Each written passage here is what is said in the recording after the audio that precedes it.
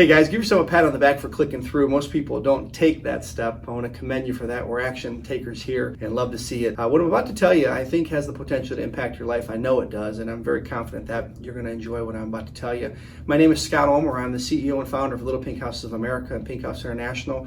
I'm the owner of All Due Respect Media, and as we say around here, I'm the pretty face of the company, but you can tell that's not true by looking at it here, and we have a lot of fun with that, I'll tell you. I've been doing real estate over 23 years, full-time, come from a real estate family. It's in my blood. Up to this point, I've done over 2,500 deals, and I'm just getting started. I've always had a specialization and a focus on what's considered creative or non-traditional real estate. In real estate, you can buy houses really one of two ways. You can write a check or pay cash and or go to the bank, or you can do something non-creative or non-traditional or creative, which really encompasses terms and negotiating in a little bit of a different way. That's what we do here. It's very niche specific. It's a weird strategy, which is part of why you clicked in. But what's weird about it is that it really can be tremendously effective and be very, very lucrative. In a second here, I'm going to give you an example of a deal that we did with our partners in Arizona.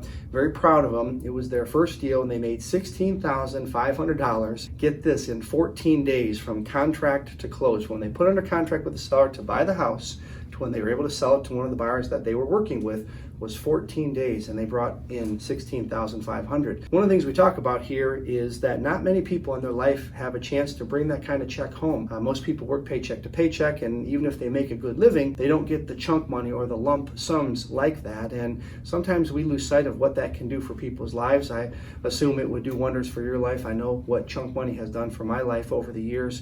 It's a great strategy. It's a great business. It can yield great results. It's a little weird, which is why we like it. But at the end of the day, you're going to see the merits of the deal. In just a second, I'm going to walk you through. I'm going to walk you through the formulas that we use, the specific strategies, give you some good nuances. Hopefully you get some good takeaways. But I'm going to hop over to the whiteboard right now, walk you through it. If you have any questions, make sure you let us know, and I hope you enjoy the next segment. Hey guys, I want to walk you through a recent deal example we did in Avondale, Arizona, which is a suburb of Phoenix, with some of our partners out there. Very proud of them. They did a great job. You'll see the results here in just a second. Let me go ahead and hop right in. Every deal that we do has 4 primary terms. Now, there are more than just 4 terms, but there are 4 primary terms that we have to figure out before we can talk about anything further. Further terms would be things like, are we going to offer a home warranty? Are we going to give possession on a certain date? When are they closing? There are other things that are really important, but unless we've gotten through the 4 primary terms, anything subsequent to that doesn't really matter. That's something we train. It's easy to get caught up in other kind of intangibles that are not as important. In this case, we're working on 4 primary terms. Let me go ahead and walk you through those. First is the purchase price. Second is going to be the monthly payment. Third is going to be the money that is put down toward the property. And fourth is going to be the term or the length of the agreement. In this case, Robert and Monica, sellers that we're working with in Avondale, we're asking $355,000 for the home. We're looking for a $2,000 a month payment, which is not bad compared to the price. They were looking for money down. Almost every seller we work with is looking for money down. Not every seller gets money down, but in about half the deals, we split what is put on the table from our buyer with the seller. And of course, the term is a question mark. We leave it as a question mark because we haven't identified our buyer yet. We don't want to box ourselves into a time frame that we don't know that we can commit to before we've identified our buyer. Once we have a buyer that's interested in the home, they have the right stuff, which I'll talk about in just a second, and they've gone through our vetting and underwriting program, we know how much time they're going to require in the term. That's when we'll come back and ultimately fill that in. So these are the 4 primary terms. Now, we have a question here that we call magical. When we ask it, the results it has yielded can be quite astounding. And so what we've learned over time is that every seller lists the property a little high with the intent to take an offer. So the question that we always ask, which is a trick, is out of 10 sellers, how many are going to list it high with the intent to take an offer? And the answer is 11. Now, every once in a while, you get a quirky person who says, no, that's my bottom number, I'm not going any lower. But that is very much the exception and not the norm. Every seller listed a little high, assuming that they're going to have an offer made and they have some fluff factor or wiggle room built in. And so we have a question, and we have several variations, but it really goes like this. Mr. Seller, let me ask you a question. Let's assume we identify a great buyer, either from our buyers list that we're currently working with or from the new marketing efforts that we'll undertake once we have your home under an agreement. The terms that we're bringing to the table ultimately are favorable to you. We like the buyer. They are a good fit for the home. They love the home. At the end of the day, we think it's a really good deal as a whole. What's the least you can take on the price and still walk away happy? Now, we have several variations of it, but at the end of the day, what we're asking for our sellers is, look, we know you've got a little fluff built in there. Under the right circumstances, and that's always the key, under the right circumstances, would you consider taking less? And if that's the case, let's go ahead and put that on paper. That will be the number that we end up working with. So in this case, we asked the question, and Robert and Monica dropped to $340,000. They literally dropped $15,000. Now, most cases, they're going to drop at least 10, somewhere between 10 and 20. We actually had one where they dropped $150,000. That's a whole nother story. But again, when you ask the question the right way, very softly, our approach is very soft here, you're almost always going to get the seller to drop a bit. By the way, they also know that once we have an agreement with them, the first thing we're going to do is add our margin or our spread on top. So the price that we have under contract to buy the home for is not the price we're going to end up selling it for. And our sellers understand that. We're very, very big on transparency. So first thing we do is we now have an agreement to buy the home at $340,000. We then take the property back out to the price that we believe is marketable. Now, we comp every house. We make sure that it will appraise today. We make sure that it is a fair market value. Now, we can't control the appraisal 12 months from now, but as long as the the appraisal and the values are there today,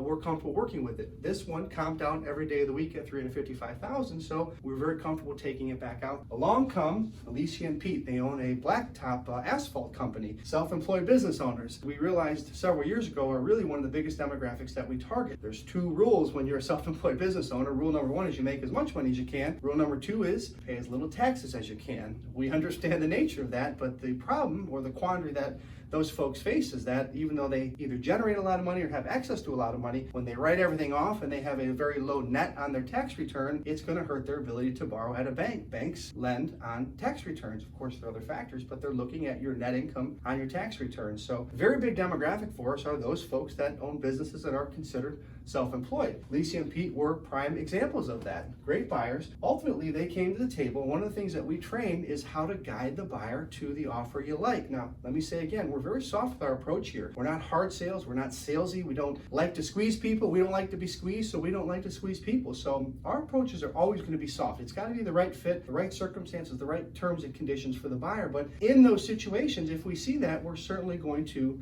obviously try to put the best deal together we can. When you guide the buyer to the offer you're looking for their best interest, if they love the home, they can see this being the home for the next several years of their life, this is for their family, let's put our best foot forward and get the property secured. Let's come to the table with a very strong offer and not go back and forth. We don't like to haggle. I don't know anybody that likes to haggle. So when you guide the buyer softly, in many cases, you'll get exactly what you're looking for. And it's something that we do a pretty good job of training. And so in this case, the buyers came to the table with $355,000, exactly what we're asking. They put $28,500 down. We're able to get them to that number, which is a very good down payment. Typically, we require 5 to 10% of what we're asking. So they're falling right in that range, close to the 10%, but that's what we're able to get them up to. They were comfortable with the $2,000 a month, and they needed 18 months with a 6-month GFE. Now, 18 months is longer than we would like to go typically. We usually like to keep them within 12 months or less, but guess what? We can't control that. We cannot control the time that our buyer is going to need before getting an institutional or traditional mortgage. It's based on their personal financial criteria as we sit here. We'd love to see it 12 months or less. Most of our deals are going to fall within 12 months or less, but we can't control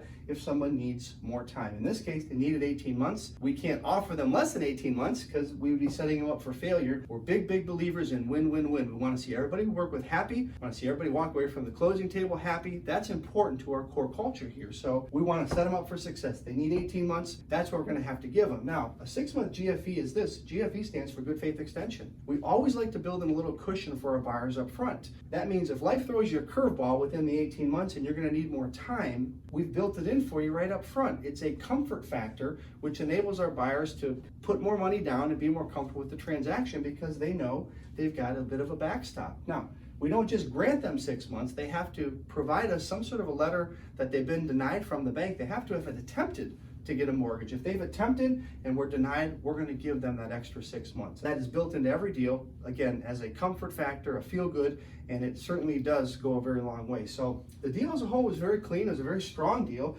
Really not a lot to negotiate. Let me show you the best part, which is the math. On the first column here is the buyer's side. So the buyer has an agreement to buy the home at $355,000. They're putting $28,500 down. It's a non-refundable option deposit today. When they go to the bank in 18 months or less, they do have the ability to go sooner than that. No prepayment penalty. They may need 18, but if they can do it in less time, we certainly encourage them to. That money then becomes the down payment.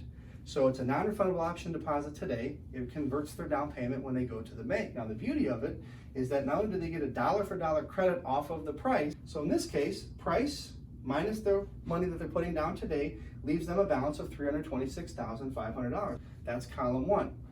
Column 2 is pink. We have an agreement to sell them the home at $355,000. We were able to negotiate with our seller, effectively splitting the $28,500. So we're taking $14,500. If we subtract that out of the $355,000, that comes to $340,500. Guys, that becomes our offer to the seller. Our offer to the seller now is $340,500. If there's $28,500 on the table for the down payment, we take $14,500. That leaves $14,000 left. That's how we came up with that. So if the seller takes $340,500, they subtract $14,000, it gives them a balance due of $326,500. So at the time that our buyer is ready to get a mortgage, the seller will be owed that, and it just so happens that that number matches. Now, I will tell you that of the monthly payments made by the buyer, there is no credit given. We don't give credits for monthly payments in almost every case. Reason being very simple. We use that as an incentive for our buyer to get their mortgage as soon as possible.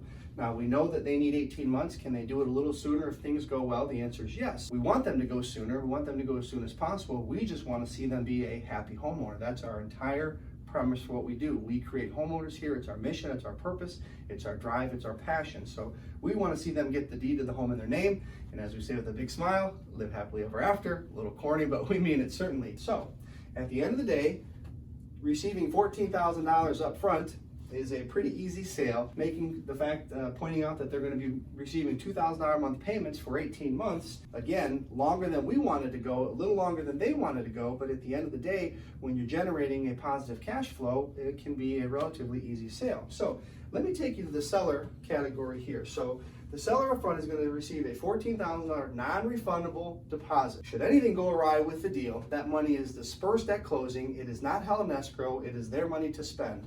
So it is not held in any way, shape, or form. We obviously don't intend on it to go awry.